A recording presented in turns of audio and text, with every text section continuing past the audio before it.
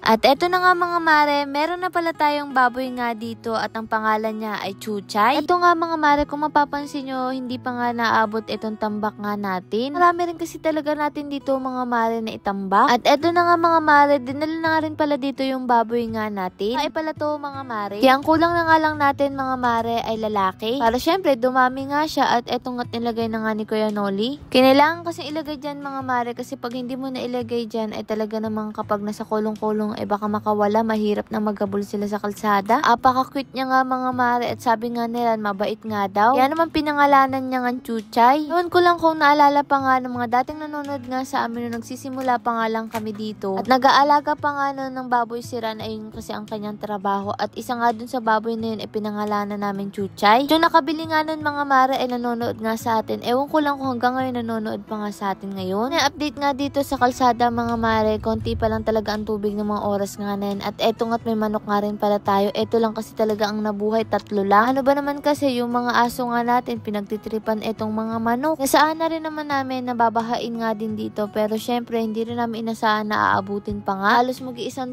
na nga itinambak nga natin dito. Pero sabi kasi kapag daw talaga nagpakawala ang dam ay talagang mga maring naaabot nga to. Minsan lampas tao pa nga daw. At eto nga sila kayo Noli, nagluto na nga rin ng mauulam nga nila dito. Ewan ko nga kung ano tinatahi nga dito ni Kuya Richard. Abay balang gumagawa pa nga ng kumot. Bigla ko tuloy naalala si mama noon mga mare kapag nga nagtatahi nga siya yung katsa. Katsa siya mga mare, tas pagsasama-samahin mo tas magiging kumot na. Hanggang ngayon nga meron pa rin kaming ganun. Sino nga familiar sa ganun mga mare? Alam ko nabibilin sa bakery. Abay napakasarap nga ng ulam nila, adobo at umuusok-usok pa. Ang sarap niyan tas umuusok din yung kanin. Wala yung kaganapan nga nila dito at eto naman yung kaganapan nga natin sa kabila. Abay nung nakita ko to bigla kong namiss na walang tubig kasi nga tingnan niyo naman walang katubig-tubig, maayos. May tubig man eh hindi naman nga ganun katulad ngayon at eto't kumuha rin pala ako dito ng sili. Sabi ko kasi makapagsinigang nga rin kaya naman kumuha ako dito ng gula at sinama ko nga si Ran. Andito rin pala si tatay. Bukod nga pala sa sili, kumuha rin kami ng talbos at eto nga si Ran nakakuha nga din siya ng bulaklak nga ng kalabasa. Pag hinakit pa nga yung nalalaman mga mare bakit nga daw sa kanya hindi nga namulaklak pero nga daw yung kay mama namumulaklak. At eto pala yung niluluto natin mga mare, ginisa ko muna nga siya sa kamatis para nga masarap. Nilagyan ko nga rin ng patis na kung mga mare, wag nyo na nga rin tumpasin yung paghihiwa nga ni Ran nga ng talong. Kasi talaga siya pag naghihiwa para daw siguradong walang uod. At eto nga yung baby gail natin, tinan nyo naman napaka-cute. Kaya wala kaming dahilan ni Ran na hindi nga sipagin sa pagtatrabaho kung ganito naman ka-cute at kabait ang anak mo. Papasalamat nga rin ako sa Diyos dahil hindi nga sakitin si Gail. Bukod nga doon ay napakabait talagang bata kaya naman alam kong lalaki siyang mabait na bata. Ewan ko ba tawa ko dyan ng tawa mga mare kasi nabubulol ako. Tinatawag ko kasi mga mare si Agatha pero natatawag ko nga si Eric. Ewan ko ba? Minsan nga pag nagkukwento ako namamali-mali kumbaga nagbabali-baliktad. Nga nang higop nga nila dito ng kape habang umuulan. Pagkatapos naman nun eto nga't kumuha pa nga sila dito ng mga isda. Alam ko bumili nga etong si Kuya Richard na pang bingwit at eto nga yun mga mare. Parang ginawang lambat at eto't nakahuli nga rin sila o diba? Tuwa nga etong si Kuya Richard sa kanyang nahuling isda. Ito naman nga kahit naman tag-ulan meron ka rin talagang mauulam basta masipag kang manghuli at kumuha nga rin sila ng kangkong kasi nakakain pala to. Niwala kayo sa hindi talaga kami nakakain ng kangkong na ganito nga mga mare noon. Kasi ni tatay nakakapagdumi nga daw to kaya naman nga yun hindi namin sinubukan. Pero ayun pala nakakain pala to sabi nyo nga rin kasi nga mas maganda pa nga daw to kasi nabibili nga sa palengke. O diba mga mare nagkaroon nga sila ditong libre ngang ulam. Ito nga kagandahan kila Kuya Richard marunong nga silang dumiskarte nga ng ulam nga nila. Ngayon kasi talaga wala naman talagang gawa. Ito lang talaga yung mga kaganapan nga natin mga mare dito yung mga pagluluto at eto nga yung isda o tingnan nyo naman napakaganda akala mo lapu-lapu. Buti na nga lang din talaga maliwanag nga dito mga mare dahil nga may solar kaya napakalaking bagay kapag may solar nga tayo. Ganito pala ang paraan nga ng pagluluto nga nila dito yung mga tangkay nga lang ang kinuha nga nila. Tapos inadobo nga mga mare siguro ipiprito nga din nila yung tilapia. Sabi ko nga sa inyo dito napakasimple lang talaga ng pamumuhay dito sa kabila. Wala kang ibang gagawin kundi magluto, kumain tapos ina nga mga mare magpahinga. Tulong-tulong nga sila dito mga mare sinakin nga taga-video at eto naman si Kuya Richard ang tagaluto ta si Kuya Noli. Kumbaga kanya-kanya nga sila ng ginagawa at eto't nagulat pa nga si Kuya Richard hindi niya siguro iniisip na nabidyohan nga siya at eto nga inihaw pala. Pag kasi nga diba sa probinsya masarap nga yung ganito yung maagang nasasaing yung magulang mo tapos sabay-sabay kayo kumakain. Tapos nun ay magkukwentuhan nga kayo hanggang sa dalawin na nga rin kayo ng anto. Aminin man natin sa hindi nakakamiss nga yung mga ganong kaganapan ng mga bata nga tayo. Lord maraming salamat sa lahat ng blessing at syempre sa inyo mga mare mare, paano ba yun? Bukas na lang ulit.